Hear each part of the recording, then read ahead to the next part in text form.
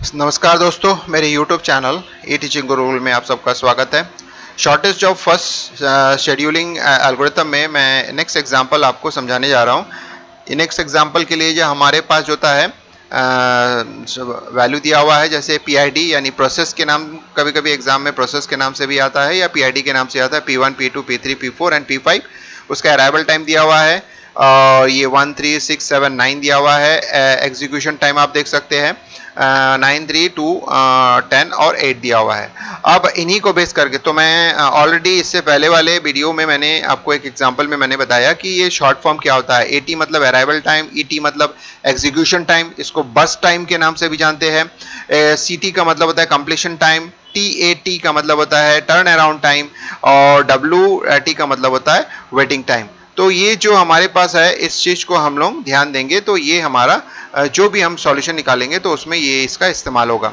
अब सबसे इंपॉर्टेंट होता है कि किसी भी शेड्यूलिंग एल्गोरिथम का अगर न्यूमेरिकल सॉल्व करते हैं, सबसे इंपॉर्टेंट होता है उसका गैंट चार्ट बनाना है। तो हमको यहाँ पे एक गैंट चार्ट बनाना है,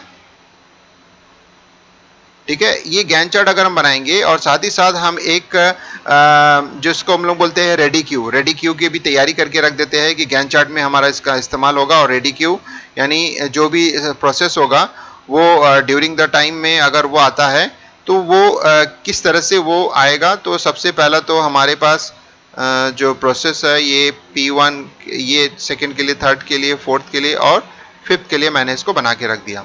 सबसे इंपॉर्टेंट होता है कि जैसे जैसे प्रोसेस आएगा उसको यहाँ रखेंगे और उससे यहाँ पे शिफ्ट कर देंगे गैंट चार्ट में। सबसे पहला तो हमारा जो भी शुरुआत होता है वो 0 सेकंड से शुरुआत होता है, तो हम 0 सेकंड से शुरुआत करेंगे और आगे बढ़ेंगे। तो देख सकते हैं कि सबसे पहला तो इंपॉर्टेंट होता है, मैं एक बार फिर से बता देता हूं कि इनमें इन दो चीजों को ध्यान देना है, यानी अराइवल टाइम और एग्जीक्यूशन टाइम।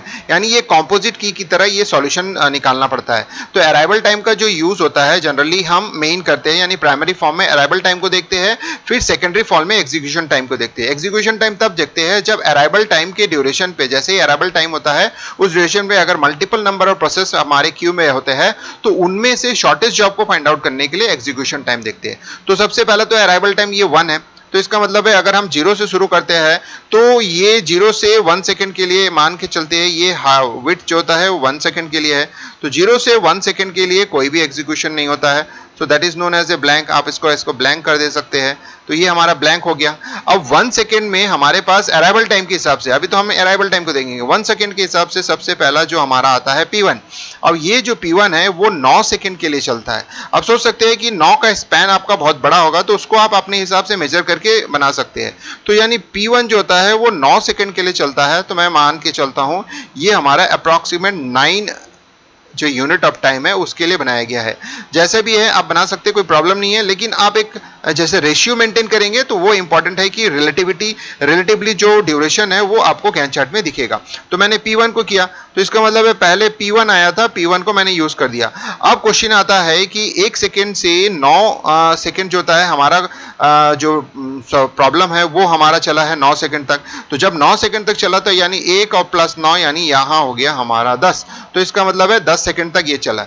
अब 10 सेकेंड तक चलने के बाद अब हम नेक्स्ट जो होता है हमारे पास है कि नेक्स्ट कौन सा प्रोसेस, तो लेकिन उससे पहले हम देखेंगे कि 1 से 10 सेकंड के बीच में ये सारे के सारे जो प्रोसेस है आ गए, क्योंकि तीसरे सेकंड में P2 आ गया, 6 सेकंड में P3 आ गया, 7 सेकंड में P4, यानी ये सारे के सारे एलिजिबल हो गए। यानी जब तक ये CPU में एग्जीक्यूट हो रहा है 10 सेकंड तक, उस 10 सेकंड के ड्यूरेशन में इन सबका अराइवल टाइम भी एक्टिवेट हो गया था, यानी ये सब एलिजिबल हो गए थे। तो इसका मतलब है इन एलिजिबिलिटी में सबसे पहला तो P2 आया, फिर उसके बाद 6वें सेकंड में P3 आया, फिर 7वें सेकंड में P4 आया और 5वें सेकंड में जो होता है 9वें सेकंड में जो होता है P5 आ गया।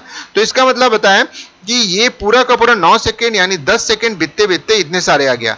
अब सवाल ये होता है कि इतने सारे में से हम तो सबको तो एक साथ नहीं ले सकते, तब हमको जरूरत पड़ता है एग्जीक्यूशन टाइम। तो ये तो हमारा कंप्लीट हो गया। अब एग्जीक्यूशन टाइम किसके लिए करना है, यानी P2, P3, P4 and P5 में। तो यानी 1, 2, 3, 4 में सबसे मिनिमम जो होता है वो है 2 है। तो इसका मतलब है P3 हमारा जो होता है नेक्स्ट जो हमारा है वो इसमें आएगा। अब P3 इसमें आएगा तो इसका मतलब है ये 2 सेकंड के लिए मान के चलते हैं, ये हो गया इसका 2 सेकंड। तो इसका मतलब है 10 + 2 12, यानी 2 सेकंड के लिए एग्जीक्यूट हुआ। तो ये हो गया P3 खत्म। अब आ जाते हैं इनमें से मिनिमम कौन सा है, P2 है, तो इसका मतलब है P2 को हम ले लेंगे। P2 को लेने के बाद यहाँ पे लेंगे क्योंकि उसका एग्जीक्यूशन टाइम कम है, तो एग्जीक्यूशन टाइम कम है तो इसका मतलब है P2, यानी वो 3 सेकंड का है, तो थोड़ा सा बड़ा हम साइज बनाएंगे जिससे कि ये हो गया आपके पास, तो ये P2 हो गया। उसके बाद जो होता है हम थोड़ा मैनेज करके करना है इसको। इसके बाद हमारे पास सॉरी यहाँ पे एक गलती हो गया, सबसे पहला तो आपका आएगा P3, ये P2 आएगा, ये हो गया P2। अब P2 जो होता है 15 मिनट्स तक चलेगा क्योंकि 3 सेकेंड का टाइम ले रहा है वो। और उसके बाद जो होता है हमारे पास आप देख सकते हैं 9 एग्जीक्यूशन टाइम है, यानी 8 सेकंड के लिए होता है। फिर उसके बाद 8 सेकंड के लिए है, तो हम इसको इस तरह से मान के चलते, चलिए थोड़ा छोटा करके बना देते हैं, चलेगा, कोई प्रॉब्लम नहीं है। यहाँ गैंट चार्ट में इसका इंपॉर्टेंट नहीं है, अगर आपके पास जगह कम है तो आप जगह कम करके भी बना सकते हैं। तो इसके बाद जो एग्जीक्यूशन टाइम है वो P5 का है, तो P5 को मैंने यहाँ पे मेंशन किया। P5 जब P5 आया है तो इसका मतलब होता है कि एग्जीक्यूशन टाइम 8 सेकेंड है, तो 8 + 23, तो ये हो गया आपका 23।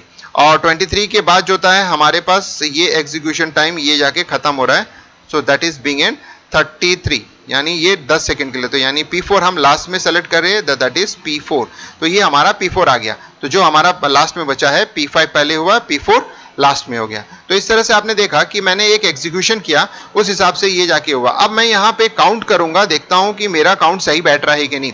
8 + 2 20, ठीक है, और 8 + 2 10, 10 + 10 20, 20 29 and 3 32 एंड +1, यानी 1 सेकंड से शुरू हुआ है, तो इसलिए ये 33 आपको दिखा रहा है। तो इस तरह से आपने देखा कि टोटल हमारा जो काउंट है, ये काउंट यहाँ पे सही बैठ रहा है। तो इस तरह से हमारा जो काउंट सही बैठ रहा है, तो उस हिसाब से हम इसको, हाँ, तो इस तरह से मैंने पूरा टेबल बना दिया है। टेबल में मैं यहाँ लास्ट में दिखा देता हूँ, ये 33 आ गया है आपको। तो ये 33 वैल्यूज जो होता है, हम जो चाहते थे वो वैल्यूज पूरा आ गया। तो इस तरह से मैंने आपको पूरा बताया कि पहले आप अराइवल टाइम के हिसाब से लेना शुरू करेंगे, उसके बाद उस ड्यूरेशन पे अगर सभी जॉब आ जाते हैं तो उनमें से सिलेक्शन करने के लिए एग्जीक्यूशन टाइम लेते हैं। तो P1 तो इजीली आ गया था, उसके बाद P2, P3, P4, P5 के बीच में सिलेक्शन करने के लिए सबसे पहले P3 को सेलेक्ट किया, फिर उसके बाद अराइवल टाइम के एग्जीक्यूशन टाइम के हिसाब से P2 आया, फिर उसके बाद एग्जीक्यूशन टाइम के यहाँ से P5 आया, तो देख सकते P5, उसके बाद एग्जीक्यूशन टाइम के यहाँ से P4 आया। तो इसका मतलब है अराइवल टाइम के ड्यूरेशन पे अगर रेडी क्यू में मल्टीपल प्रोसेस आ जाते हैं, तब हम एग्जीक्यूशन टाइम लेके उसका सिलेक्शन करते हैं, और गैंट चार्ट में हमने फिल कर दिया। अब गैंट चार्ट में ये तो हो गया। अब हमारे पास इंपॉर्टेंट होता है कि क्या क्या चीजों को हमको बनाना है। तो सबसे पहला तो है कंप्लीशन टाइम। तो कंप्लीशन टाइम आप देख सकते हैं कि P1 का कंप्लीशन टाइम है वो 10 सेकेंड, तो ये हो गया 10 यूनिट ऑफ टाइम लिख दिए। P2 का होता है 15 यूनिट ऑफ टाइम हो गया। फिर तीसरा है P3 का होता है 12 यूनिट ऑफ टाइम, तो 12 लिख दिया। P4 का होता है 33, तो 33 यूनिट ऑफ टाइम हमने लिख दिया। और उसके बाद जो होता है इसका जो हमारे पास होता है P5 का, वो होता है 23। तो इस तरह से हम इसका सॉल्यूशन निकालिए। अब टर्न अराउंड टाइम निकालना। टर्न अराउंड टाइम जो होता है कंप्लीशन टाइम और अराइवल टाइम का माइनस होता है, तो ये हो गया 10 - 1 9 हो गया। फिर इसके बाद 15 - 3 12 हो गया। 12 - 6 जो होगा 6 हो गया आपका अराइवल टाइम।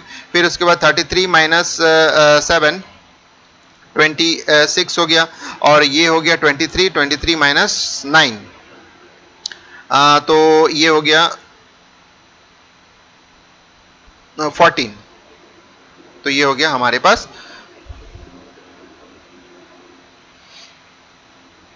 ये हो गया हमारा टर्न अराउंड टाइम। अब वेटिंग टाइम निकालना। वेटिंग टाइम मतलब turn around time minus execution time करना है। तो डेफिनेटली ये हमारे पास 9 - 9, तो 9 - 9 का मतलब होता है 0,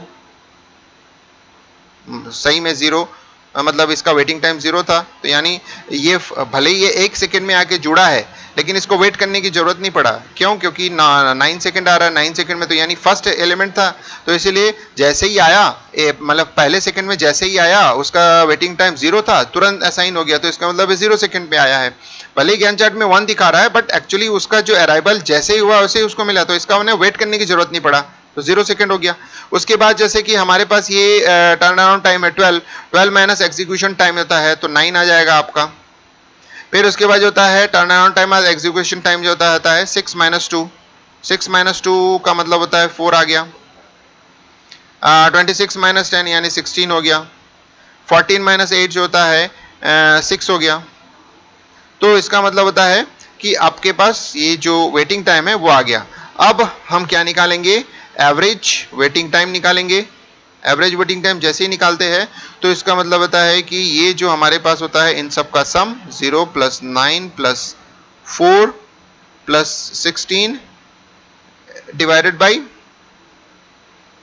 16, इसको एक और आएगा 16 + 6 डिवाइडेड बाई 5 इक्वल्स टू, तो आप जैसे इसको सॉल्यूशन करते हैं 9 × 13, 13 और 13 3 यानी 29, 29 और 6 35, 35/5।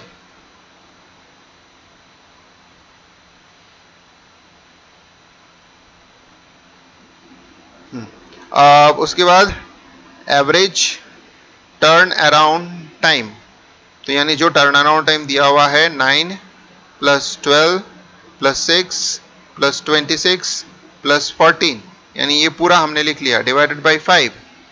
इसका कैलकुलेशन हमको करना है, तो 6 + 4 6 × 4 10, 16 16 तो 18 18 37 37 3 4 एक 5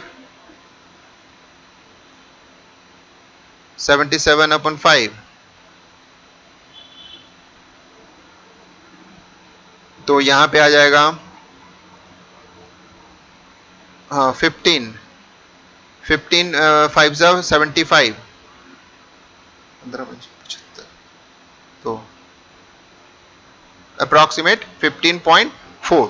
तो इस तरह से हमने देखा एवरेज वेटिंग टाइम 7 है और एवरेज टर्न अराउंड टाइम 15.4, तो यानी टर्न अराउंड टाइम थोड़ा ज़्यादा दिखा रहा है, एवरेज टाइम अगर हम बात करते हैं तो एवरेज वेटिंग टाइम हमारा कम आ जा रहा है। तो इस तरह से हमने देखा, एक नेक्स्ट एग्जांपल में हमने ये देखा कि किस तरह से हमारा पूरा का पूरा जो एसजेएफ के माध्यम से जो न्यूमेरिकल है उसको हम कैसे सॉल्व करते हैं। तो गैन चार्ट आपका इंपॉर्टेंट है, एक बार मैं पूरा दिखा दे रहा हूँ। गैन चार्ट में यहाँ 33 तक गया है और उसके बाद जो होता है ये आपका पूरा का पूरा सॉल्यूशन है।